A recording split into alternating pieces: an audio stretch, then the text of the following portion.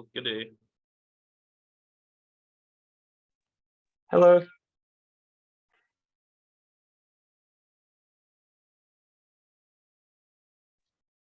Alan.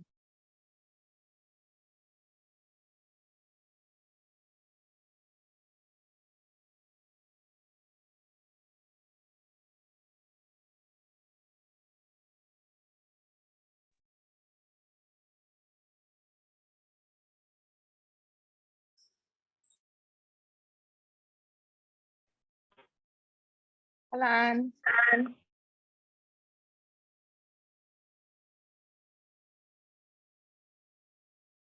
Hi, everyone. Good afternoon. Now every time I unmute, and it's muting again. Yeah, when I unmute it, it remutes as well. Yeah, hi Patrick, thanks for joining and being with us. People are just coming in all the time, so we're just going to wait another few minutes before beginning. Wow.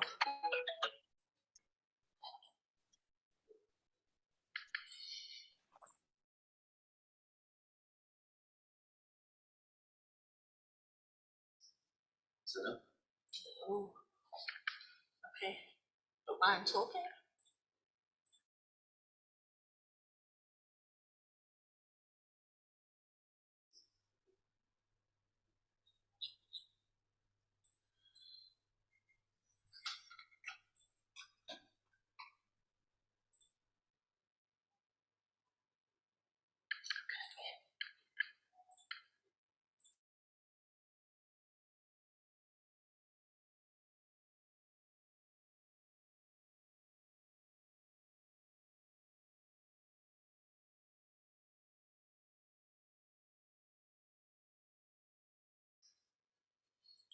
All right, one more minute. We're just waiting for those that are just entering.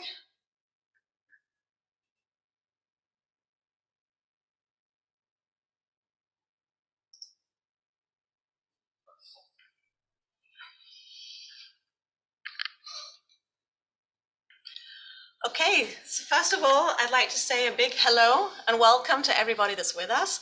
It's actually great to see such a great crowd. I keep wanting to begin and then more people are sort of still in the waiting room. So it's really great that we have such a crowd here for this first webinar in a series of conversations that we'll be holding around nature positive and nature-based solutions. So thank you all for joining us. And a big thank you to our fantastic speakers who joined us in this session.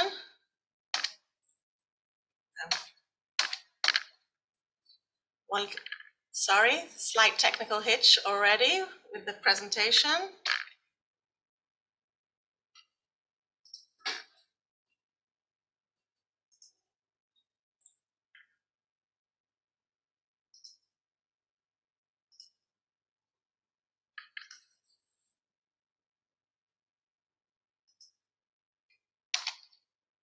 Sorry, okay. Sorry for that hitch. So thank you, the audience, for being with us, and thank you to our fantastic speakers that have taken time to share with us their expertise in this first session on scaling nature-based solutions with tech. So thank you, Lucy Almond, Cam Jones, Stephanie Kaiser, and Patrick Meller. Before heading right into the webinar around the topic, I'd like to open with a few words about ourselves, Planetech, and also the context of this webinar within a number of programs that we'll be holding in the next few months around nature tech. So first of all, my name is Tamar Moyes, and I'm the Scientific Director at Planetech. And Planetech is the innovation community for climate technologies based in Israel. We're a nonprofit, and we're a joint initiative of the Israel Innovation Institute, UK-based Consensus Business Group, and the Ministry of Environmental Protection. In the audience, the full Planet team is with us, and we can all be recognized by the nature-inspired backgrounds that we all have. So what is Planetech? We lead the Israeli global tech ecosystem in tackling climate change, and we do this in two pathways. Basically, we shift business focus and technologies towards climate change challenges, and we build a global network for climate tech innovators. And for a fertile ecosystem to succeed, in developing, financing, and deploying climate tech innovations, we have to build this ecosystem. As such, we work with all stakeholders, startups, investors, governments, academia, corporates, and more, in order to have a fertile ground and a full ecosystem. I want to just begin by mentioning our early days of Planetech, where we established a taxonomy for the Planetech Challenge Map, by which we classified all those challenges for the economy, for society, for which climate positive tech or tech-enabled solutions are required. We identified 22 challenges, and we use these to classify our startups or different type of innovations. And we classify them across 5 main domains: the built environment, materials and manufacturing, land use, digital, and of course, important to us now, also nature. Each of these challenges within tackle either mitigation, reduction of emissions, or carbon sequestration, or adaptation and resilience. Depending on the challenge, the built environment, it would be, of course, sort of resilience of infrastructure, and pertinent to us for nature, of communities and ecosystems. Within nature, we have 5 challenges across land, oceans, including biodiversity and more. And for us, it was very important to include nature already at an early stage while we classified the climate challenges, because of the interdependency between climate and nature, which is now getting more and more attention. How do we work? We have 2 pathways. One is sharing knowledge, and the other is connecting between stakeholders and helping implement solutions. And I just want to portray what we're doing in our nature programs in the coming months, which actually fit into both of these pathways.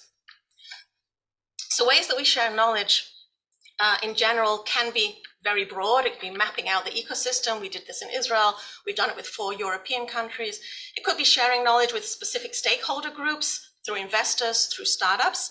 And what I want to mention is the Planetech Academy, which is we just set up earlier this year, where we actually bring from experts in specific fields, so the best knowledge, cutting edge, whether it's knowledge, insights, trends, know-how, in order to share this with the broader ecosystem. So our first course was an in-depth face-to-face course on carbon markets.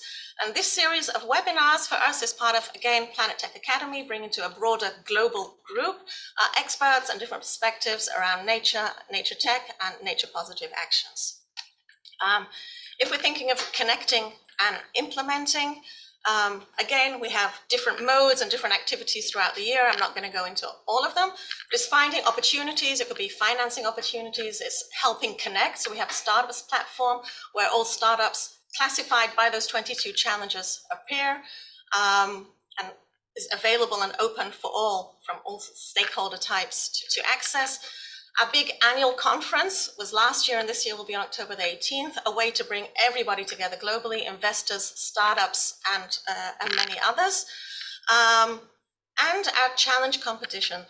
Every year we do a challenge competition around a specific topic, which is in order to increase investments and to also enhance and accelerate development and deployment of tech.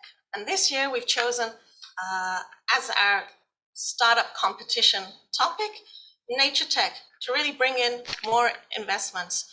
So I urge all of you who are interested in nature tech, especially the startups amongst you, but everybody, to go in to our landing page. I think you may have the address being put in the chat now, and to stay tuned for the launch of the competition. The launch of the competition will be at the end of the month. All those startups which have concepts and ideas for preserving conservation of nature. In a challenge competition, it's going really quickly, but just so you should know, we have awards from our partners, whether it's dollar investments, whether it's a pilot track. So stay tuned, go in, you can see the timeline here for submission. This will also be updated with some more tracks by the end of the month by our launch. The timeline is here. We're having a demo day at the end at Planetech World at our conference on October 18th.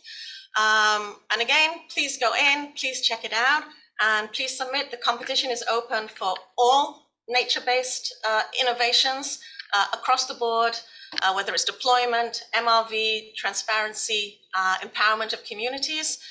and there's a bunch of tracks which are attractive and very exciting for all. So this is a global competition, and all of you are welcome to participate. And I just mentioned in short that there will be a demo day of pictures of some of the a select group of the startups that participate and within the competition. But I do want to point out that Planetech World will be taking place in October 18th. We'll be having the pictures of Nature Tech. We'll be having panels on Nature Tech. It'll be much, much broader. Last year we had over 2,000 people, global audience of startups and VCs, corporates and country delegations coming in. So anyone that wants more information on Planetech World is welcome, of course, through the chat, see the links, and to join us, because we'd love to see you live and not just over webinars and over the screen. So that's a little bit of Planetech, what we do, the nature themes, which is both through these webinar series and the startup global competition, and carrying through to the conference. And as I said, we're now over, I think, to the most exciting part of this webinar is listening to our speakers. So we're going to begin with Lucy. And Lucy will be talking to us about Nature Tech, supporting the financing and implementation of nature-based solutions. Nature to Climate are partners also to our startup competition, and they provide a lot of support and it really expedited our learning curve on Nature Tech. So thank you, and thank all the partners who are with us in the challenge competition. Lucy Almond is chair of the Nature for Climate Coalition, a strategic mobilization response to climate change and biodiversity loss that aims to increase investment and action on nature-based solutions. Lucy is a strategic communications professional by background and also works for the World Economic Forum, where she leads their communication work on nature-related activity. So Lucy, it's a pleasure to have you with us. I'm going to stop sharing my screen, and I'm going to invite you, Lucy, to present to us on your talk on supporting financing the implementation of NBS, and to begin by sharing your screen. Maybe can we also spotlight Lucy at the side? Great. Thank you very much, Tamar, and particular thanks very much to Planetech for inviting me to speak today. And also, I'm really excited to see the Nature Tech competition starting off. So that's something very exciting. Having kind of been involved with the emergence of Nature Tech as a theme for sort of 18 months, 2 years, it's just so exciting to see this actually taking shape in the real world. I chair the Nature for Climate Coalition, and I'm here today to really talk about the role of technology and innovation in scaling up nature-based solutions, both from a climate and a biodiversity perspective, and also the important need for equity and inclusion from the communities who live and work in those places where most in need of nature restoration and protection. But just to give you a little bit of context about why Nature for Climate exists. So, I mean, you guys probably all know this. So both the Paris Agreement and the recent Global Biodiversity Framework set out the global goals, which basically underpin all of our work. And so firstly, it's important to note that there is no net zero without nature. And so this graphic here is something that's been guiding the Nature for Climate strategy since we started back in 2017. And it's based on a science paper which looks at the amount of climate mitigation you can get from the multiple nature-based solutions pathways. And it's a third of the climate solution needed by 2030. But it's not just about climate mitigation. The goal, obviously, the Global Biodiversity Framework to halt and reverse biodiversity loss by 2030 is the other side of the coin to which we work. So nature-based solutions like these pathways that you can see here, they not only play a climate mitigating role, but are also a crucial part of the solution to the biodiversity crisis. So what is it that Nature for Climate does? So I'm a comms person, as Tamar said. We're a campaigning group, basically. We're a mobilization strategy, And most of our work has been around making the case for increased investment in and action on nature-based solutions. We started back in 2017, where we were 5 of the sort of large international environmental NGOs, and now we're 22 organizations. I think there's actually a couple of missing from this slide, so apologies to those. And basically what we're doing is it's around based on the science, it's working with the policy, the finance, the private sector, also working with other civil society groups. And the next slide basically just shows a kind of track record of where we've got to.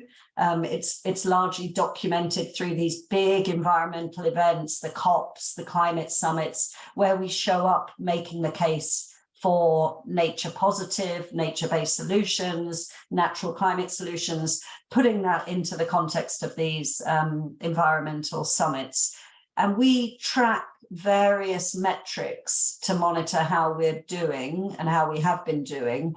One of them is kind of, the amount of investment in nature-based solutions. The metric which I think we're doing has had the most progress is actually the attention, the awareness raising one, where we've gone from when we first started, nature as a subset of the climate conversation was about 1% of the conversation, less than 1%. And now, depending on the time of year, it's anywhere between sort of 15 and 25% of the conversation. So as Tamar mentioned, nature is kind of mainstream within this climate conversation now. And so where this takes us to where we are today, the big issue that hasn't been cracked is the financing for nature-based solutions. So there's a huge finance gap around what needs to go into nature protection and restoration. There are multiple different sources that have done research into the funding gap for nature. We have used the UNEP FI State of Finance for Nature report as our kind of guide here. Whichever report or methodology you use, the answer is the same. There is a huge gap for financing nature-based solutions or nature protection to the tune of hundreds of billions of dollars. Some estimate up to $700 billion, some more down at the sort of $300 billion. Either way, it's a huge gap and a problem that needs to be solved, which is where we felt that nature tech kind of can come in and support this increase in finance flowing into nature-based solutions. And so I love this quote from one of our nature tech entrepreneurs that we've been working with over the last year, the co-founder of Cultivo, who said to us that capital moves to nature at the speed of trust. And therefore, we felt that there was a real gap that we could, as a group of NGOs, help create a narrative around nature tech, what it can do to enable the acceleration and the deployment of high integrity nature-based solutions.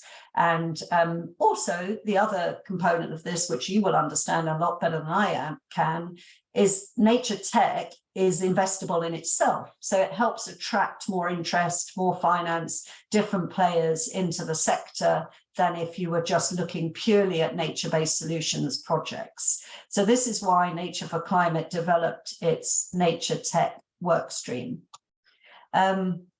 What is nature tech? Well, there are many different interpretations around what it is, what it could be. For us as Nature for Climate, we have a sort of relatively tight definition of it because we're interested in the scaling up of nature-based solutions. So it covers the types of technologies that help deploy nature-based solutions, such as drone technology or any other kind of technology that is speeding up the protection and restoration of nature. Obviously, MRV is a huge area, so anything around monitoring, reporting, and verifying nature-based solutions, particularly the explosion in kind of satellite monitoring, the application of AI, geospatial monitoring, all of that kind of activity. There's a huge explosion of that going on anyway. A lot of it focused around carbon and the carbon markets, but it's got huge potential in the world of kind of biodiversity monitoring as well. Anything that helps improve transparency around nature-based solutions, such as blockchain. And then lastly, the technology that helps connect communities to both nature-based solutions projects and to the markets. So that's our definition. That's not the only definition. We're actually working on a report, which I'll come to, where we're looking at broadening that definition of nature tech. So this is our structure that we use, basically just kind of describe some of the activities we're doing along the bottom here around education, communication, research, hopefully an award scheme, although now Planet Tech is doing that. Maybe we don't need to do that. Maybe that's happening anyway, which is great. So, but it's really fundamentally about building this nature tech community, creating an ecosystem that can help underpin the acceleration and deployment of nature-based solutions, and eventually the ultimate goal, lead to more finance flowing into this sector. So our objectives, I think I've covered some of these already, but it's really about building confidence in the credibility for nature-based solutions. This expansion of the community, I think, is a really important role that Nature for Climate can help with. We've got a lot of experience over the last 7 years in expanding the whole nature-based solutions practitioner community, and within that the tech community is an important and growing component. So I think this is something that we can work on with tech organizations like Planet Tech to help make this happen. And so who is that nature tech community? Well, it's you guys, obviously. You're at the heart of it, but it's also we've been putting on events, for example, focused specifically at the finance community and investors to help them understand what's happening out there at the sort of cutting edge of nature tech, in the same way that most of them really understand what's going on from a climate tech perspective. Nature tech is still relatively new and nascent in this area. And so we've been helping to convene financial institutions and investors who are looking at this area and bringing the nature tech entrepreneurs to that group. Similarly, from the corporate side, who are the sort of ultimate end users, buyers of these solutions, is helping them understand what's happening in this area. I apologize, I don't know if you can hear, but suddenly there is a huge thunderstorm taking place above me. So apologies if it suddenly gets very loud. We can hear you well. Over the objective slide, because I think we've probably been through that on the community building. In terms of the audiences we're interested in, again, so it's the tech community, it's the finance community, and it's the corporate end users of this. And this is some of the kind of pain points that we've heard over the last 18 months around what is it they need, and where can the creation of a tech infrastructure help solve some of the problems that these communities are all facing at the moment. What have we done so far? So we've largely been kind of helping to define nature tech, so issuing reports. We've been appearing at events. We've been doing media partnerships and media outreach to journalists, and also primarily is bringing the nature tech story and community into those existing events like COP. So, for example, in Dubai at the end of the year, we'll be hosting a nature zone pavilion, a nature positive pavilion, and we'll be putting on tech and innovation events within that. Whereas a few years ago, a lot of that component was missing from, it was very much a sort of policy debate. There were private sector players, but the tech and innovation piece, I think, has largely been missing. So we'll hopefully be able to bring that forward to the policy audience. As I mentioned, we've published a couple of reports already last year, really just more like white papers, laying out. The first one was very much a white paper trying to help define what nature tech was, to talk about some of the safeguards that need to be in place. And then a second report that we published last year with Capital for Climate looked more at size of the market. So they did a lot of analysis on what the size of the current market was, what the deal flow was looking like, some of the trends in nature tech, and that was issued before COP last year. And now, as I mentioned, we're working on a third report with the MRV Collective and Serena, which will hopefully broaden the definition of nature tech, go a lot deeper on the numbers in terms of what's happening from a deal point of view, and then also again chapters that show some of the key trends that are happening. Just a quick snapshot of the report from last year. You can find it online on the Nature for Climate website, but these were some of the trends that came out of last year's report. One of the ones that I think is particularly interesting and we'd like to do more on this year is around the fact that the innovation needs to come from the global south, from those communities and communities where the nature protection and restoration is most needed. And so we're hoping to kind of pick up ideas of what's happening in the global south, where tech and innovation is being deployed. So any ideas that you guys might have of projects or companies or the type of technology that's being deployed in those areas would be much appreciated. And then I will finish there by saying, for me, I'm a sort of, this is actually my favorite part of the Nature for Climate job, because it kind of brings together two components that are just very, very dear to my heart. So I love what's going on from the nature side, but also there's a real excitement about being able to deploy cutting edge technology and innovation in this very important area. So I will stop there and stop sharing if I can. Thank you so much, Lucy, for that fantastic introduction and telling us more about Nature for Climate and all the work that you're doing there.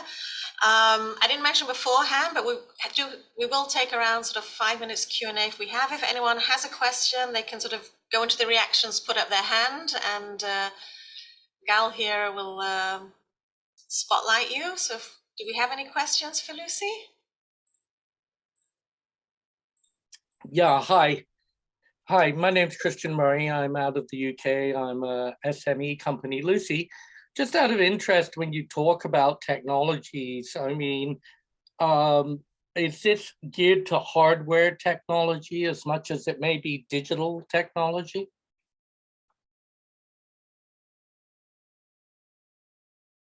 Sorry? Oh. Okay, can you hear me now? Sorry, I was struggling to unmute there. So that's why I was talking a lot about technology and innovation. I think because it's all of those activities. I mean, a lot of what we've been seeing in terms of the trends is the digital technology kind of area, I think, but actually also the application of certain types of hardware or just innovative approaches even that people haven't thought of before, I think is encompassed within this. What I hear a lot from my conservation colleagues is all the time, like, go easy on the tech for tech's sake in part of the story, because really this is about solving very, very complex, difficult conservation challenges that a lot of the sort of scientists and conservation practitioners have been grappling with for years, and then figuring out what's happening at the cutting edge of technology, all types of technology and innovation that might help solve some of those problems. That's great. Thanks. I'll reach out to you. Thank you very much. Okay.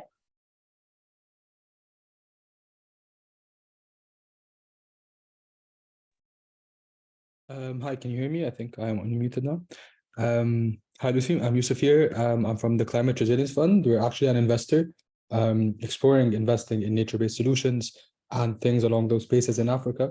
And I think you make a very important point about the importance of nature tech coming from the global south, because this is where, like in our case, Africa, this is where a lot of innovation, this is where a lot of the projects are going to happen there.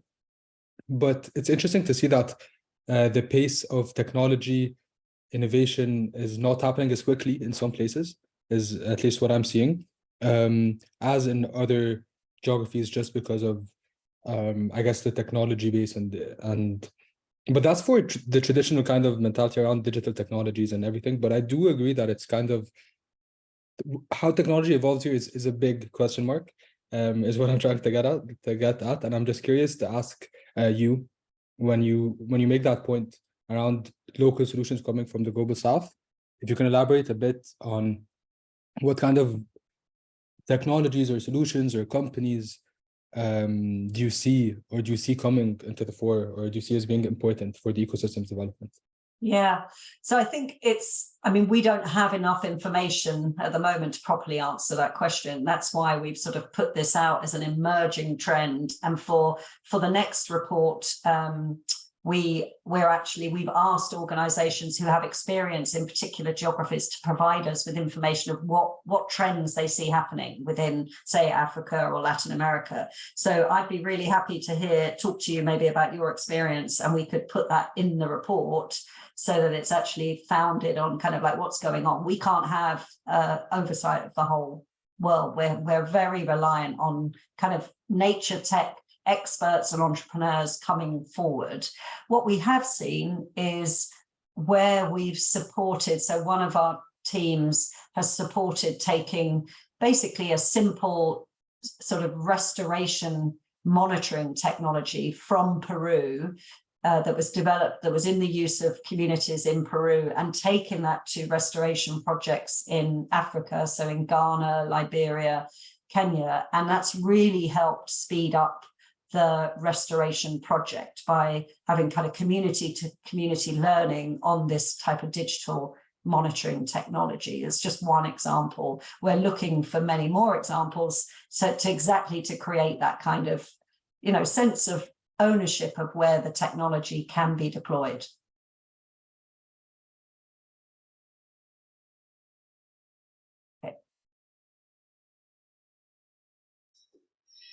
Thanks, Lucy, and thanks for the invitation for people to outreach in order to provide information so you can broaden your picture.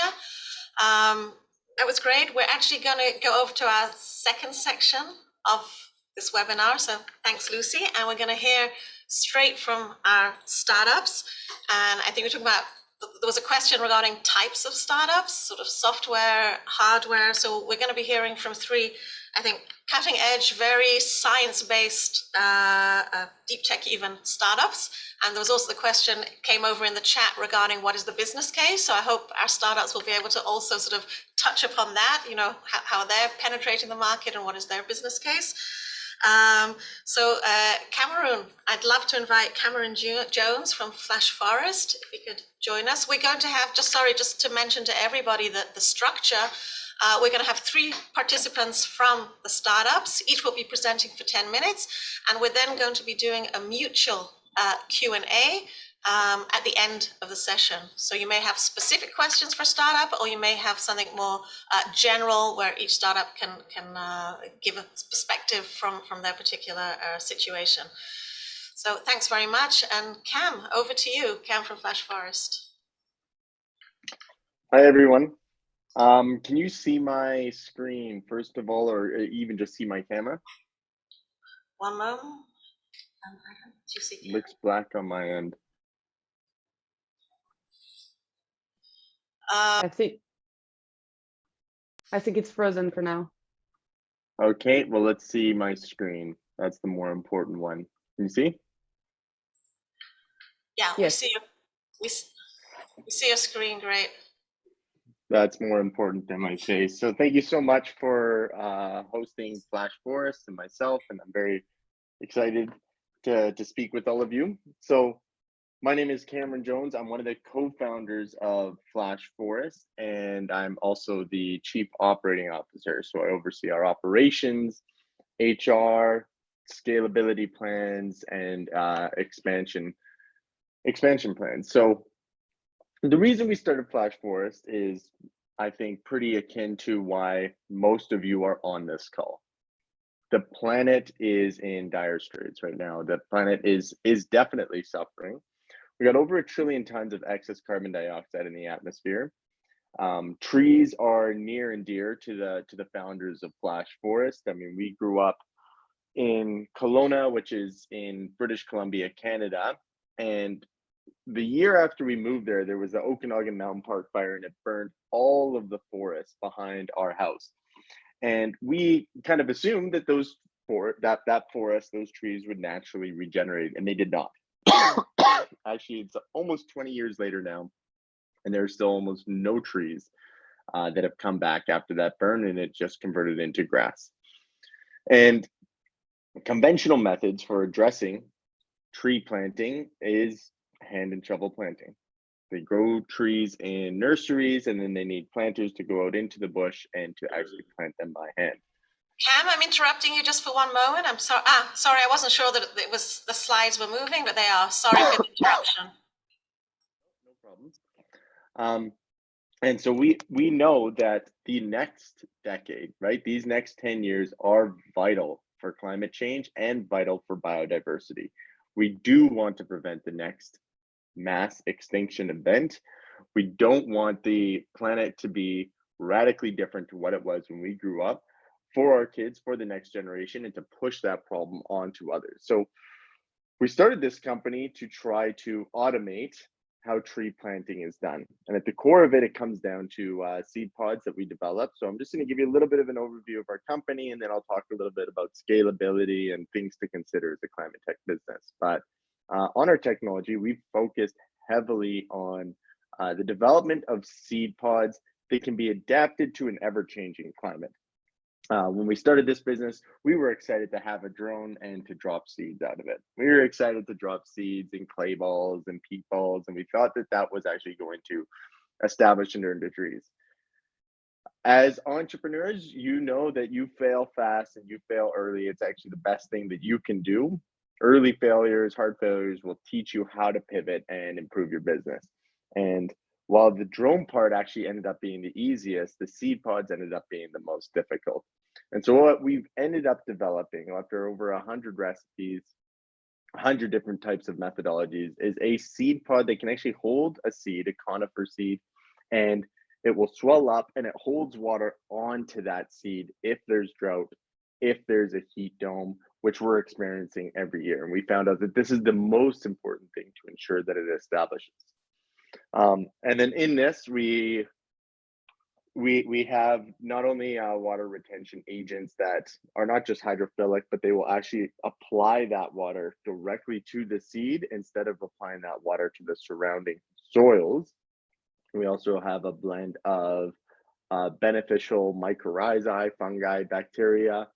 We have a nutrient blend in there that we know helps establish that seedling at an early age. And then we have a conditioner as well, which just helps with establishment, but also predation resistance, because a lot of seeds get eaten. And then in our drones, one of the very first things that we identified as we were planting is actually, if you just drop something on the surface, if you drop seeds or pucks or even these pods onto the surface, it is very difficult for them to establish and actually have those roots go into the soil. And technology, climate technology, you will generate a lot of buzz if you're doing something new and novel for the first time. But all that really is going to matter at the end of the day is the quality. And only will matter if what you're professing to do, you're actually able to do in the field. So we learned, okay, we got the drones, we've got the pods. Now, how do we make sure that they establish? And we realized we actually needed to fire these into the soil. So we've developed these drone kits that actually can shoot these pods into the soil. They'll get them into the earth just like you would if you were manually tree planting. And we got a very large swarm of drones that can actually do this right now about 9 times faster, 5 to 9 times faster than humans. It depends on the site that we're planting. And then we use, of course, machine learning. We're always optimizing and trying to train machine learning models, because that really does unlock scalability, and we want to use it in a way that benefits the planet. So the way that we use it is when we fly over sites, get maps, that we can use machine learning to help us identify just where are treetops, where are trunks, water, bodies of water, roads, really challenging areas, piles of slash and debris, so that we can avoid that, and we just optimize the planting where it needs to happen. I'll just show you a little video here too, just so you can actually see what these look like in the field. Yes, we do have real drones. So here's the people next to them. These drones actually can be up to 14 feet wide. They're very large drones. And we fire and can fire up to 20 pods a second. These aren't dropped. This is actually a slow motion video. Those are firing very fast, and then there they are embedding. And we can fly drone swarms, which you'll ultimately need to be able to do if you want to be faster than conventional methods. And this is a technology that we're always optimizing, always having failures, learning, quickly pivoting, so that we can actually scale a solution that's beneficial for the environment, but that also makes sense for investors. It needs to be an economically, financially viable business. This is really, really important. The reason we didn't become a non-for-profit or a not-for-profit is because if the economy encounters some challenges, often it's philanthropy that's the first that's going to go. And if we want to do something that has a material benefit for the climate and is truly scalable, it needs to make financial sense. It needs to be a profitable business, because then it will continue unabated no matter where the economy goes. If it's a viable business, you will be able to scale faster and make a bigger climate impact. So the main challenges in our field, when it comes to tree planting, every partner we speak with that does tree planting or is hoping to do tree planting, they don't have enough human planters. It's very difficult work. Nurseries cannot keep up with the demand. You have to build very large greenhouses. You have to grow the seedlings for 2 years before you can move them into the field. And ultimately that just culminates, meaning it's not scalable. We lost 4 million hectares just in Canada in 2021. That's at an average density of maybe 1,400 trees per hectare. That means about 6 billion trees were lost. This year, 8 million hectares of forest were lost. So that's double what was lost in 2021. It's not a chance that human planters and nurseries will be able to make a dent in the demand. And so this is also kind of reinforced by the United Nations, which you referenced at the beginning of this COP, and groups now like 1trillion-trees.org are coming out and coming to the fore and trying to get corporations involved in this mission to plant trees, because there really is no solution to climate change without trees. We need carbon sequestration, and who also wants to live on a planet where we've addressed the climate issue, but now we've lost 3/4 of our forests? They need to happen lockstep. So when it came to partnerships and scalability for us, this is just some advice for you that are also entrepreneurs in the space. I think government relationships are really, really important.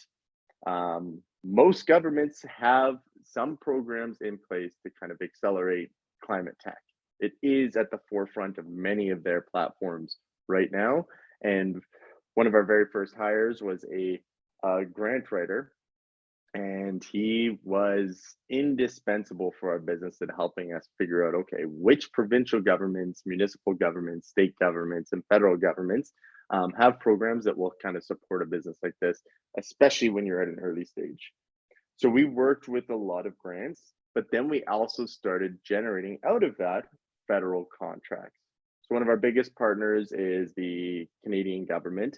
So they launched a 2 billion tree program. And then we developed a team that made a very concerted effort to go and get ourselves to the forefront of those applications, because we're novel and new, as many of you will be.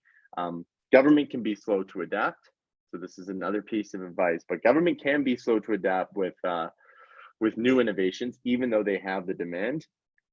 You need to make sure you work on a very strong kind of education campaign. You address the questions, you understand the roadblocks that government has and how you can address them before you even go and meet with those groups, because that's what we did. And we had to do a big socialization campaign and say, hey, listen, we're eligible for this, but we don't use seedlings, we don't use planters, but here's how it addresses the issue that you have, because your issue is not having enough seedlings and not having enough planters.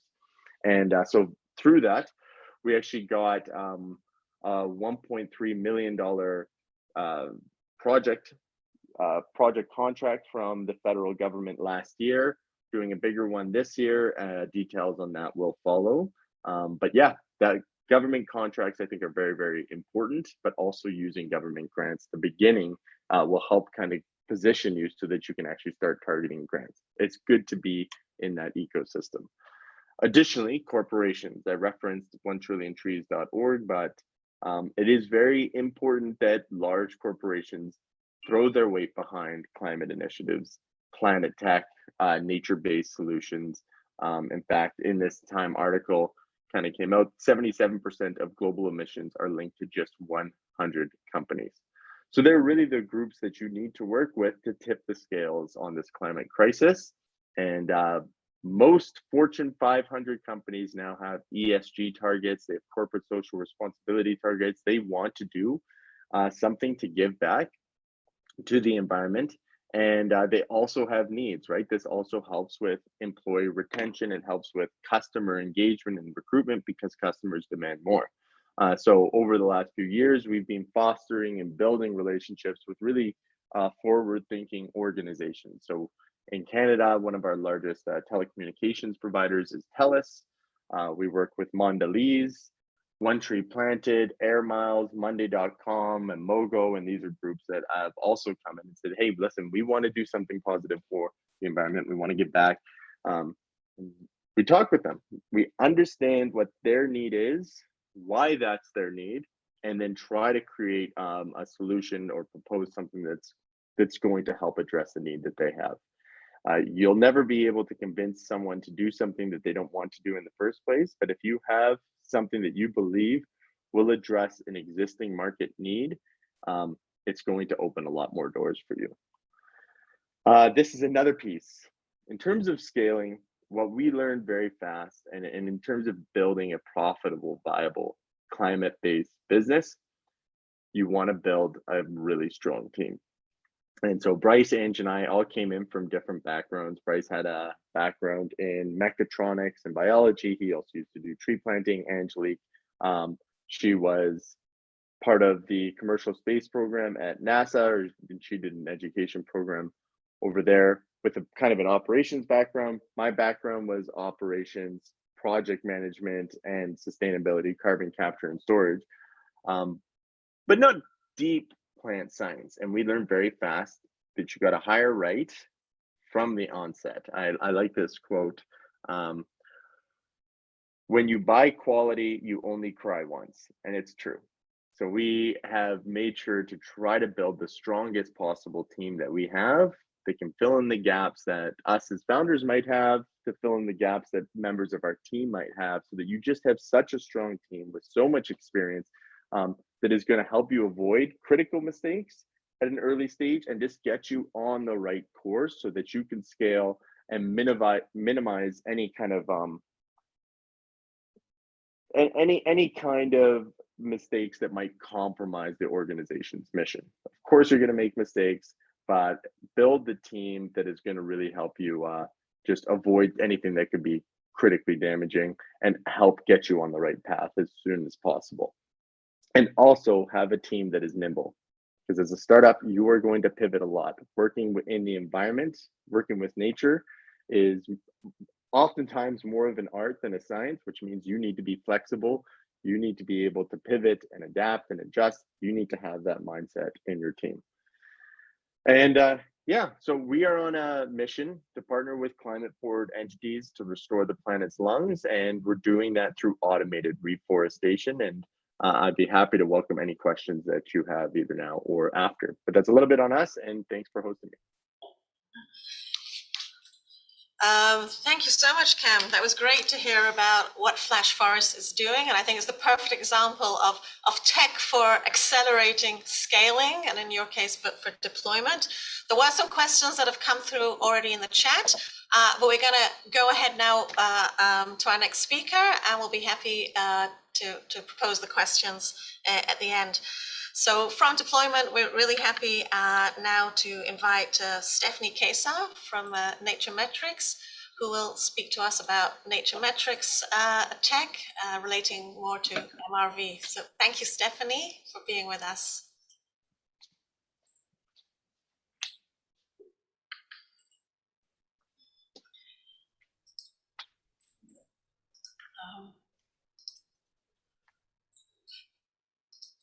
Stephanie, are you on mute perhaps? We see your screen.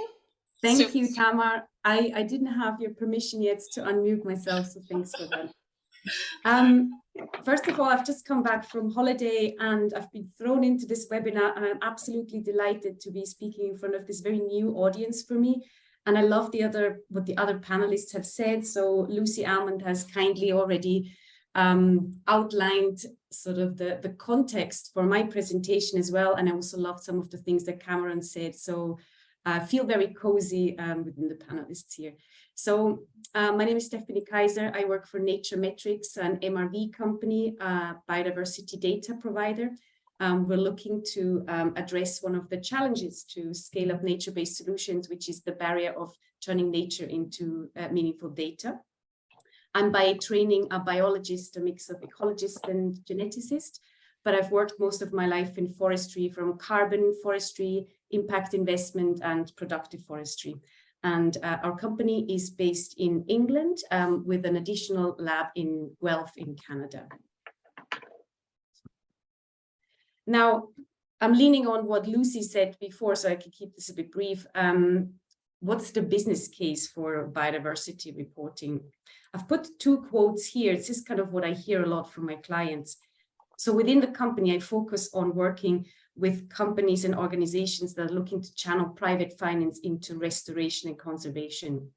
And as many of you are aware, over the last 1.5 years, but especially since last autumn, it's crazy. Everyone wants to invest in nature, but we're all trying to figure out how, and it's super fast, and we're working with the methodology developers and everyone to figure this out. So they say, this quote here says, the mission of our fund is to invest in nature. That's what I get a lot. And they say carbon is still the prevailing currency, but it's not the goal per se. And this is something that Lucy said before as well. It's not about net carbon. This is just a mechanism.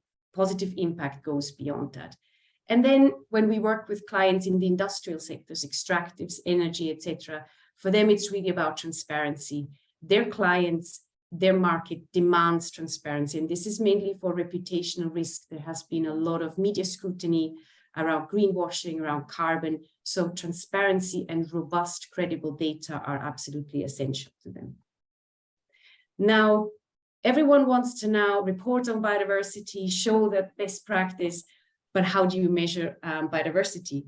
This is tricky. And here we've got a few pictures of what biodiversity can mean.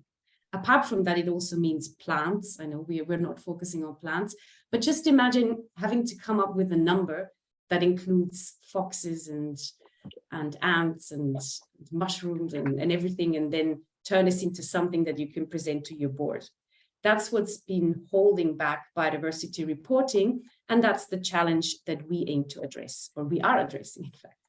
So nature has a data problem. And I think Cameron has mentioned that before. In general, we're now getting to a point where traditional methods, whether that's for planting or for monitoring, they have a limit. So when we look at biodiversity monitoring, having to monitor lots of different taxa, different types of animals, of species, of soil biodiversity, we need a lot of different methods. It's time consuming, it's inconsistent, it's incomplete, and it just does not. It's not fit for purpose for what's coming next, for the environmental markets and the impact claims that we want to evidence. Now, what are we doing to help with this? So Lucy already mentioned that what we've been doing for a long time is Earth observation. This provides a very important data layer on biodiversity, but we also need project site-based data to kind of evidence the impact of a project activity on nature, not just in the region, but attributable to the project. So we focus on providing robust data on animal species and on soil biodiversity. And our method is consistent and validated across different ecosystems. So whether it's marine, whether it's forests, whether it's wetlands, mangroves, you name it, across industries. So we work with extractives, with restoration, conservation, marine, agriculture, and we provide these data services from field data all the way to a reporting platform. Now, In the field, the three main services we use, or the three main types of methods we use to collect data are three. Our initial and sort of our core service is aquatic eDNA sampling, because at the core of what we do is that we take samples from the environment and then extract the environmental DNA to find out the species that have lived in that environment. So aquatic is our main component, our main service, because from water, we can take samples from, as I said, mangrove areas, from the ocean, from rivers, from lakes. And then these are really, really easy to take. So it's yourself, the people in the project, using the local workforces that can take these samples, and they send them to us to the lab. The samples that get sent look like this in real life. It's a filter where the water is pushed through. And inside here, you've got the DNA trap. It's the DNA that's been released by animals that pass through the environment. And then we can run tests where from one filter, we could, in theory, detect from blue whales all the way down to bacteria or the other way around. So we can run tests to detect your vertebrates, to get your IUCN listed species, invertebrates to kind of look how, for example, riparian zone restoration is affecting aquatic invertebrates, and bacteria to more look at water quality. The other thing, and this is mainly here to enhance and streamline traditional methods, because you visit each sampling location once and you can survey a lot of different species in one go. Now, soils and sediments, this is where we're really adding a new data layer, because up to now it's been really difficult to measure soil biodiversity. We can do soil carbon, we can do nutrients, and now with this method, we can also look at soil fungi, soil invertebrates, soil bacteria. And with insects, we focus here mainly on providing the service of species identification. And we use this, for example, for the Plan Vivo Nature standard, where we just make sure that we get consistent and exact insect identification to feed into market metrics. All of this is important to enable investment in nature, restoration and conservation, because it streamlines field efforts. It provides consistent data across habitat and species. For example, if you have a portfolio of different projects. It also means that the samples can be taken by local communities, by your forestry workers, by the workforce you already have. You don't need to fly in consultants and rely on their expertise. And it's really nice in the future that it can be audited, because all our processes are standardized. So we're not as much a startup anymore. I hope to say that that's true, because we already have almost 150 employees. We started actually with all of us having PhDs or 2 masters. Now we've expanded into different teams. We've worked now in 100 countries across the globe. And we've already received 20 million in investment from investors that are very hands-on and specialize on investing in nature tech. I think Tamar or Lucy already mentioned this opportunity as well. And right now we believe that we're the world's largest biodiversity data provider, large in the sense that we also offer a very comprehensive service, and we offer ready-to-use data at the end. So we started as a lab, and now we are this data provider with a second lab in Canada. So here you can see a bit sort of the kind of companies we work with. It's by no means comprehensive. It's more the logos that are here are the ones that, you know, we managed to get through to their comms departments or marketing departments to get the sign off. But basically our bread and butter comes from the extractive sector, energy sector. They obviously they need to make the cash available to prove that they're doing something good in remediation, but increasingly from investors in nature-based solutions, a lot from the major ENGOs, the agri-space. So we're working now with Nestle, Unilever, etc. And in Scotland, for example, we're working with the Scottish government, and in other countries as well. We're trying to look more at sort of clusters and sort of landscape scale engagements. So our end-to-end service means that one of you, for example, says, oh, I'm investing in a project, a mangrove project in Colombia and a Red Plus project in, let's say, a forestry project in Ghana, and I want to report on these. So you would come to us and tell us about your projects, and we would help you with the actual sampling design. So we have this consultancy. We will tell you, look, take this many samples.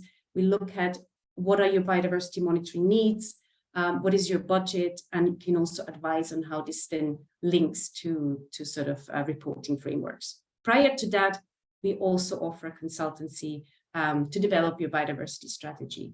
Then we send the kids to the field through our logistics team, where you can see someone here taking water samples. It can be done even by school kids, although child labor is not something we do encourage, but it does not matter who takes the samples. They then get sent back to one of our labs where we extract the DNA either from the soil or from the insects or the water filters. We amplify it, we sequence it, and then compare it to the reference databases that are publicly available and have been quality tested by us. Now, once that's done, we actually turn these data into metrics. So it's species composition, then derived diversity metrics. And we then have this very nice platform that's available from the end of next year that looks a bit like sort of the Money Farm investment app. So it's really geared at companies looking to monitor over time, over years, maybe have different projects, and can see the impact of their projects at a very simplified level first, and can then dig deeper to really look at sort of statistical differences, trends, etc., etc. And this is the world's first nature performance monitoring service powered by eDNA. And now the next step for us is to integrate more information provided by remote sensing and really create like a nice biodiversity module. And we're also looking to partner with other MRV providers to offer a more holistic service. Now, the next step for us, we've been at Rainforest X Prize in Singapore. We've been testing our prototypes for automated sampling, for in-field detection. And if there is enough demand and investment, we're really ready to develop all of these technologies as well. Thank you very much. And I'll put my email address in the chat as well for any questions.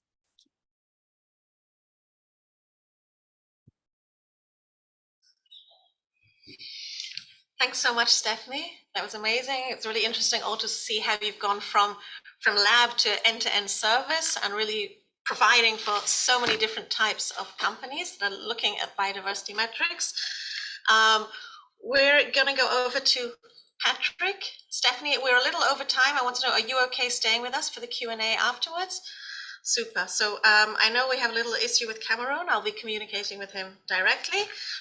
Patrick Meller, co-founder of Living Carbon. We'd love for you to share with us what you're doing at Living Carbon. Thank you. Thank you, Steph, in the meantime. Thank you. Can you hear me? We hear you fine. Okay, good. I'm just sharing my screen and slideshow. Can you see my slides?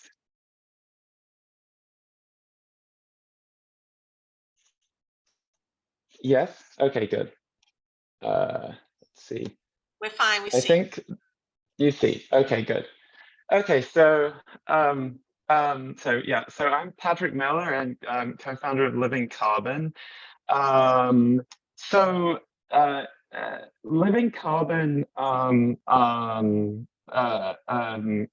came out of a set of ways of thinking about the climate crisis that were rooted in a paleoclimatological view of it. So seeing human climate destabilization as an evolutionary event in the history of the planet, and thinking about how the biosphere as a whole dealt with these kinds of situations before. And this came out of part of my previous training in paleobiology, and from before I co-founded Living Carbon with Maddie Hall, when I was working with the Foresight Institute and doing a lot of reading and writing about ways that we could draw down the quantity of CO2 that we needed to draw down in order to prevent extremely negative global impacts. And back then, that was in 2019 or so, the dominant view of carbon removal that was posited before the Paris Agreement and even by the Paris Agreement was BECCS, which was bioenergy production with carbon capture and storage. Many of you probably know that BECCS would need a land area the size of India, in addition to all of the current land under agricultural cultivation, in order to draw down sufficient CO2 to stop the annual increase of CO2 in the atmosphere, and that this is completely impracticable for humans to do, and we just would not be able to do this. So there was this sense of urgency about how could we reduce the land area needed to draw down sufficient carbon. Now, there was an event that happened about 49 million years ago called the Azola event. When this happened, an aquatic fern called Azola that still exists grew on the surface of the Arctic Ocean and drew down over half of the CO2 in the global atmosphere over a period of a couple of thousand years, up to 10,000 years actually. It was able to do this because it had a symbiotic relationship with a nitrogen-fixing cyanobacterium, and there were special conditions in the Arctic at that time that meant that it was protected from decomposition. So there was this idea to enhance photosynthesis and to reduce the rate of decomposition, and by doing that to increase carbon sequestration and carbon storage, with the end result being that instead of a 1 trillion trees initiative, maybe we would need a 500 million trees initiative, which would maybe be more practicable and could maybe even be done on existing human managed forest area. And so if we look at, let me see if my slides are going to move forward now. We're not seeing, yes. Fantastic, okay. Does that move? Okay, good, yes. Okay, so right now there is a division in the carbon market between engineered solutions, which offer high permanence, verifiability, and clear pipelines and very human managed processes, and nature-based solutions which are much cheaper per ton in terms of carbon removal, but where there are deficits in the MRV process, and arguments could be made that these systems are conflating various things, for example, RED plus, avoidance and removal, and all of this, versus, say, a direct air capture plant, which converts CO2 into a mineralized substance that's produced that can be easily measured.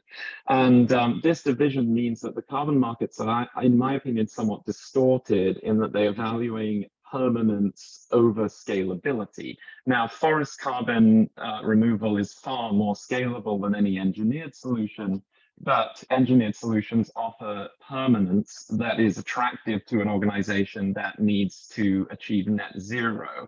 But with the majority of human emissions being scope 3 from oil and gas, and with no one taking direct organizational responsibility for that, there's a little bit of a market distortion happening here. So the aim of Living Carbon was to provide additionality in the nature-based space by improving the photosynthetic rate of trees.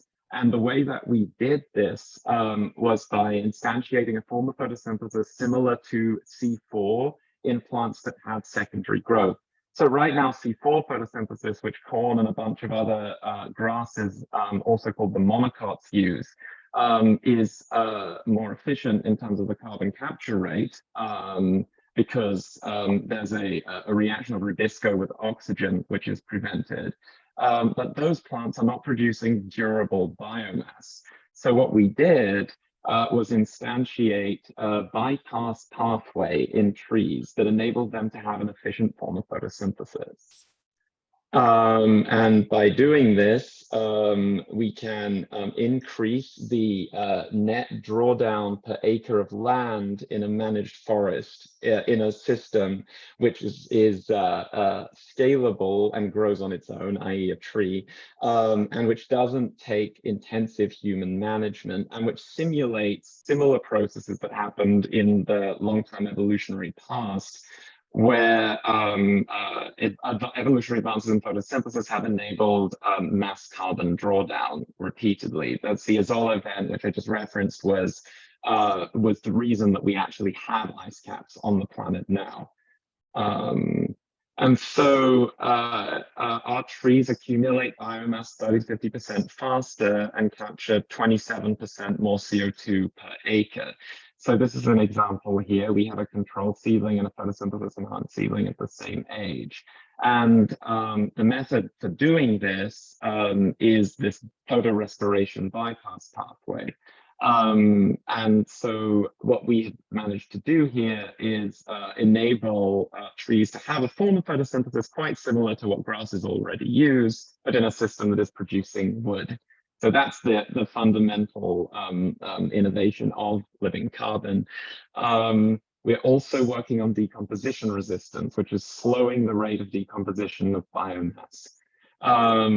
This January, we planted our first trees in a commercial deployment. In Georgia, we planted 170,000 trees, 5% of which were photosynthesis enhanced poplars, along with trees that were native to the area, with trees that produced mast, which is nuts for animals to eat, so that the forest that is there is not a monoculture, but is actually a natural forest which incorporates also photosynthesis enhanced trees. So as you can see, we do occupy a somewhat liminal space in this way. So we have three main areas that we are working on with our carbon projects. So firstly, reforestation and afforestation of degraded lands. So this is sequestering carbon in a long-term living system, but also reestablishing the original forest species composition. And we concentrate on abandoned mine lands and former sites of fossil fuel extraction, which often are contaminated with metals. We're working on another trait which enables our trees to uptake metals from the soil, and by doing this then deposit these metals in their wood, which then acts to slow the rate of fungal decay of dead biomass. And by slowing that rate of decay, that increases the durability of carbon removal. We're also working on emissions mitigation projects. An emissions mitigation project, also known as an insetting project, where we could plant 50% of photosynthesis enhanced trees on an area of land, and cooperating with other organizations that, for example, do pyrolysis of the resulting biomass to provide durable carbon storage. We are also directly supplying seeds to US-based restoration projects.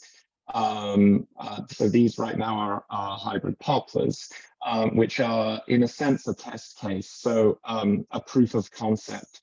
So Populus canescens, which is the hybrid poplar between Tremula and Alba, aspen and white poplar, is a commonly used tree in biotechnology, like a model organism tree. That was the easiest system to show the photosynthesis enhancement working in. Now, what is also a good thing about this tree is that it responds extremely well to management practices like coppicing, so that you can repeatedly grow trees from the same base and increase soil carbon at the same time as producing ongoing durable carbon and wood products, and without having to replant in that area. So our MRV process, so right now this stems from our lab studies. So originally we were measuring all of our trees by hand, doing a root collar diameter and drying and weighing the biomass that these trees produce. Now obviously when this is planted at scale, this is no longer going to be practicable. So right now we're working on remote sensing and cooperating with satellite-based chlorophyll fluorescence so that we can actually measure the carbon dioxide removal rate of our trees in real time. We're pretty vertically integrated. we did this so that we could leverage techniques that were used in hydroponic cultivation. Specifically with poplar, this was useful because all of our trees are females and reproduce asexually. We did not want our trees producing pollen because we want to be sure that we are controlling any aspects of their spread into a natural ecosystem and are able to document and deal with any adverse consequences that could happen in that area. Now, we are also working with loblolly pine, which is the dominant timber species in the United States. So if we are able to double the number of trees that we plant per year, every year until 2030, then over their lifetime, those trees would be capable of removing 1.66% of global human emissions in 2021. And if we could do this, then we would have an integer percentage effect on total carbon accumulation in the atmosphere. And in terms of the goals of living carbon, I mean, that would be great. If that were possible, that would be wonderful. We are also working on permanent carbon storage. We have a project going right now with algae. So sporopollenin, which is the component, the outer component of the pollen grain, has permanence measured in the mega years. There are pollen grains from the Permian period that have still not decomposed. And we're working to upregulate production of this substance in plants to produce a naturally scaling durable carbon storage mechanism that does not require the energy inputs of a system like direct air capture. But this is much earlier stage than the trees are right now. We are partnered with many organizations in the carbon removal and CDR space. We receive funding from Stripe for the sporopollenin project, and we're listed on Watershed and Patch, among others. And this is how you can contact me and Maddie Hall, the co-founders of Living Carbon. And we also have a website that has blog posts that document some of the historical information that I was sharing just now. Thank you very much for providing the time for Living Carbon to speak. Thank you, Patrick, for sharing with us everything that Living Carbon is doing.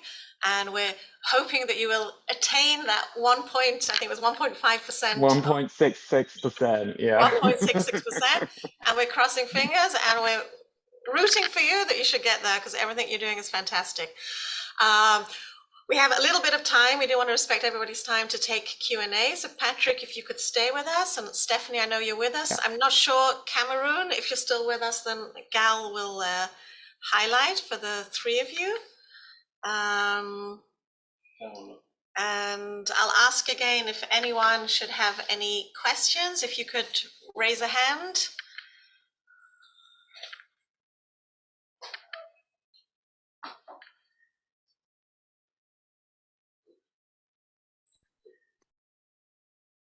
Okay, second.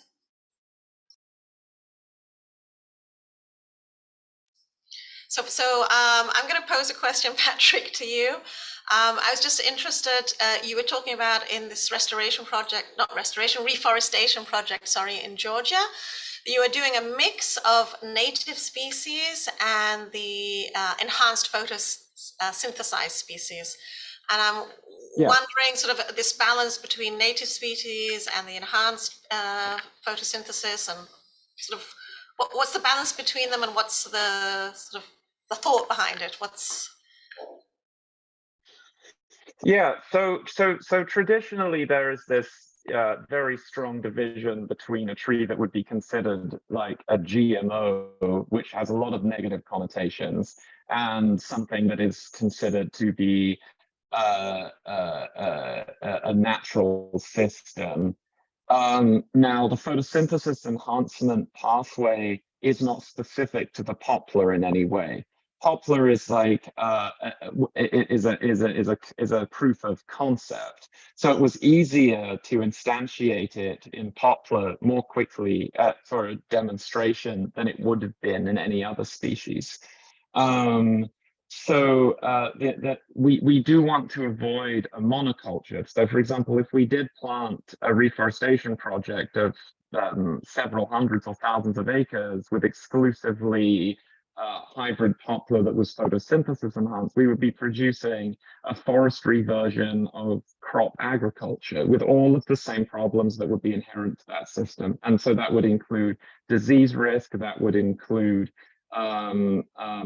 nutrient depletion. I mean, poplar doesn't fix nitrogen. Honey locust, which is native to the southeastern United States, does.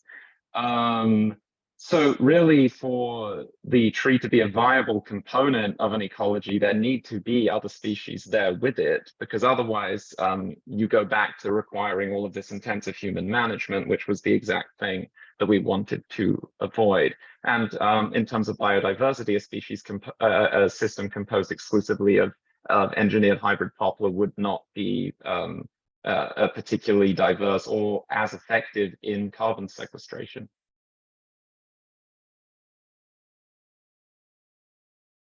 I can't hear you right now. I think you might be muted. Yeah, sorry, thank you. I just wanted to thank you for that response and to say we have a few raised hands. Yeah, can I go? Yeah. So thank you very much. But actually, my question was to the previous presenter from Nature Metrics.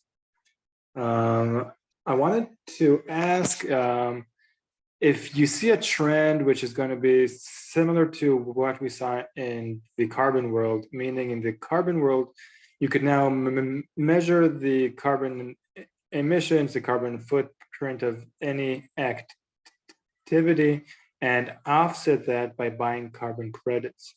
Do you see a trend or discussions in a direction of people being able to measure biodiversity damage in the same way that we measure carbon footprints, and then to be able to offset that by investing in conservation and those type of activities? Is that kind of a market you see developing now in the future? Yes and no. So part of the answer is yes, because there are biodiversity markets developing, because the reason was because they've seen that there's a lot of projects that aren't eligible for carbon finance because of additionality, and there's also very little trust now in carbon, and we've realized that we need more than carbon. So there's two things developing. On the one hand, the clients I work with, on the one hand, they're looking to measure biodiversity for carbon plus, like for showing that they're still using carbon as a currency, but it's a better carbon project. And now there is the Vera standard, the Plan Vivo standard, and others. There is some in Sweden and Australia. They have developed or are developing methodologies for standalone biodiversity markets. So the idea is here that there is a market mechanism whereby you measure your biodiversity or the uplift, let's say, in a project, and then you can market this and get paid for it. Now, this is difficult. And a lot of people right now are still remaining at the level where they're just measuring and evidencing their impact claims, because offsetting of biodiversity is something that is absolutely discouraged. So when I go to all these conferences, everyone is repeating, we don't want offsetting because you don't want a situation where you kill the 5 last elephants and then offset it by creating a wildflower meadow in Scotland or something like that. So it's not fungible. So it's the fungibility of biodiversity is not the same as carbon. Having said that, there's two things that I've seen. One is the extractive sector. There are big companies that have their department where they do the extractive activities, and then they have separate natural climate solutions departments that create those projects. They act like project sponsors and developers and then match them. And I think I cannot tell you exactly how it is. I don't think it's official offsetting. It's more like sort of a CSR thing where you have a project and you say, oh, we're also doing this, but it's not, there's no official offsetting.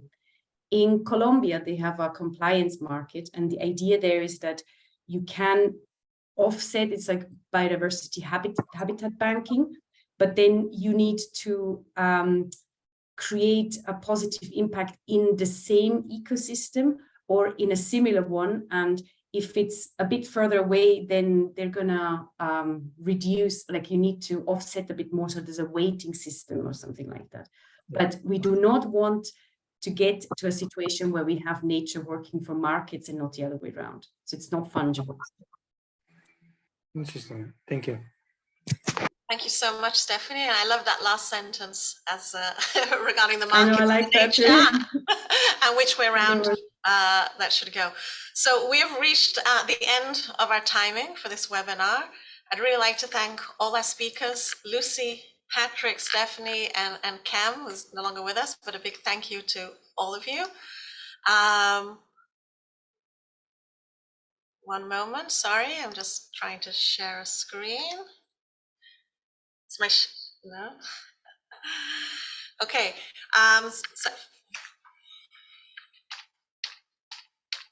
sorry. So again, thank you for our speakers. Thank you to our audience. We'd love to remind you as well, for all of you, not just startups, to stay tuned regarding our launch event. And also publications, will be sending out notification for our future webinars. And again, relating more, again, actually a continuation. I think we heard from all of our speakers about how they're working with corporates. So we'll have more webinars relating to corporate-led nature positive projects on the capital value of nature and many more interesting topics around nature-based solutions and nature tech. So thank you again from all of us here at Planetech. Thank you to our speakers and thank you to the audience. And have a great evening and morning, depending on where each of you are. Thanks very much.